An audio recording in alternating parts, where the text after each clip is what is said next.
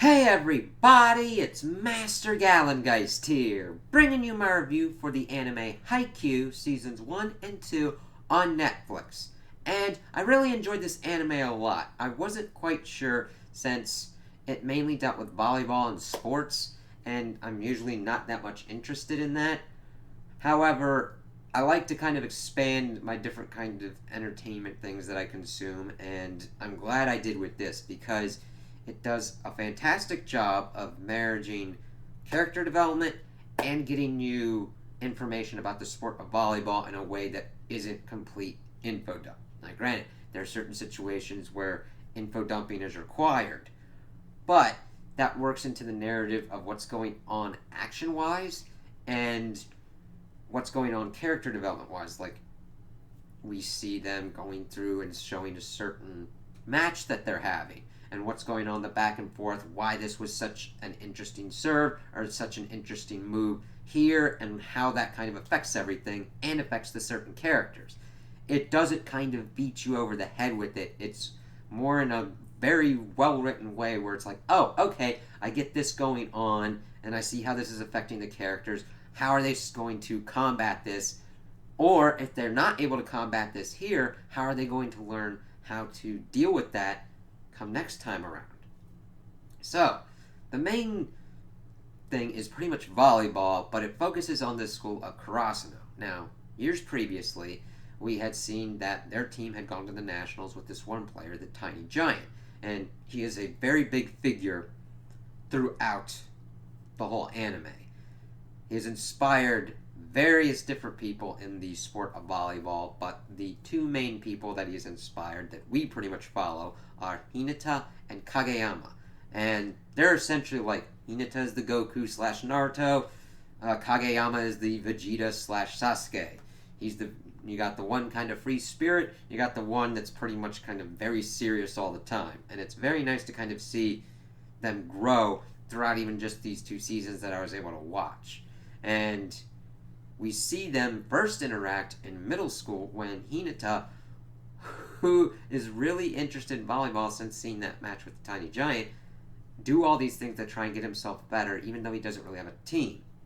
But he is able to get a team together for a middle school tournament, and he plays against a team that's got Kageyama on it, but they get soundly trounced, and it kind of shakes Hinata, but he just not that much, and not that he really lost, but that he just wants to keep playing the game.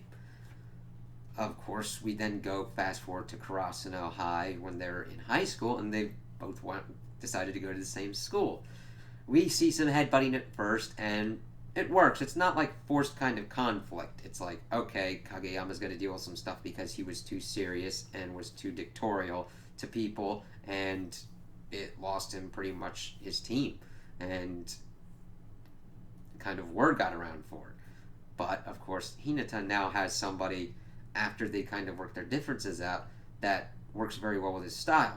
Kageyama is usually a setter who's able to set the ball up for spikes and offensive maneuvers against the other team. And Hinata has great ability to kind of just work his way around the court like pretty much Sonic the Hedgehog. Just like super speed and super jumping, and he can just bam. And seeing their progression throughout the series works very well because they don't start off completely overpowered. They get some flukes here and there, but once they really start getting their abilities kind of better and understanding each other better, they become a very potent force to be reckoned with. And it's really cool seeing the other schools kind of having to deal with this powerhouse. Now, granted, they are only just two players on the team, and seeing the other players, they're just as fleshed out. Now, granted, most of the fleshing out is done for, like, the starting lineup. Granted, we do have some people that kind of expand beyond that, but they are never given as much attention as, like, the people that are going to be in the spotlight. So they do a good job of kind of rotating in and out various different characters, so you don't feel like you've got Cardboard Villager B kind of just popping up out of nowhere. And that's very refreshing because it's always kind of crazy to see all these giant kind of casts pop up, and you're just like, okay, if I only really need to be invested in certain characters, just give me those characters. And it's just very well balanced that way because you get some insight to a certain character and they don't feel like copies of each other. Each one have their own kind of nuance. Each one's have their own kind of problems and hang-ups that they do have to go through. It's like, oh, that's refreshing. You're actually using things. Don't just put something in there and just be like, oh, it's going to sit there. So I do like how they did that. Now, granted, it does follow your kind of typical kind of sports underdog story where you see Kageyama and Hinata get on the team. The third years are kind of like marshaling them together, trying to get everything in the groove. They go into one tournament and are trounced by a team, and second season deals with them coming back and seeing what kind of new tactics that they have learned to be able to combat this team and where they're going to go from there.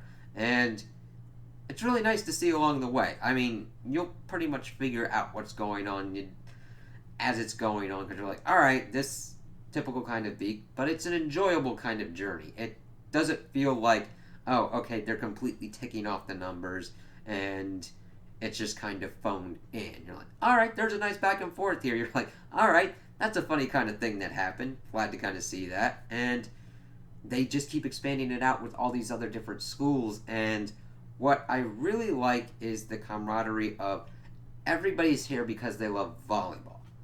Granted, when you're on the court, when you're facing a team in that tournament kind of scenario where losing is not acceptable, they got it on, but they never really get into a very kind of hateful, losers. There's like trash talk, of course. It's like, you lost.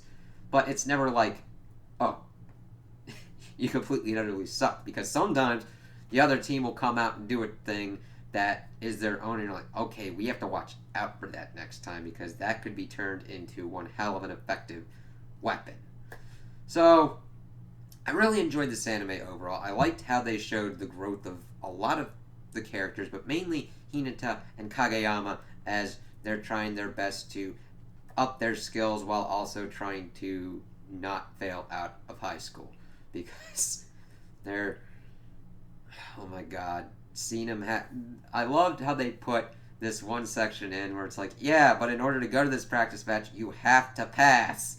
And them just putting all of their energy into passing these things was just really nice. It's like their love of volleyball transferred over to, okay, we have to do this well. Now, granted, they don't essentially just go to A+ material people, but they do improve. And I like seeing that improvement, that hard work paying off, and seeing them just do awesome, crazy things in these volleyball matches. Which, by the way, the animation works so well and is so awesome when you're seeing it in action during the volleyball matches.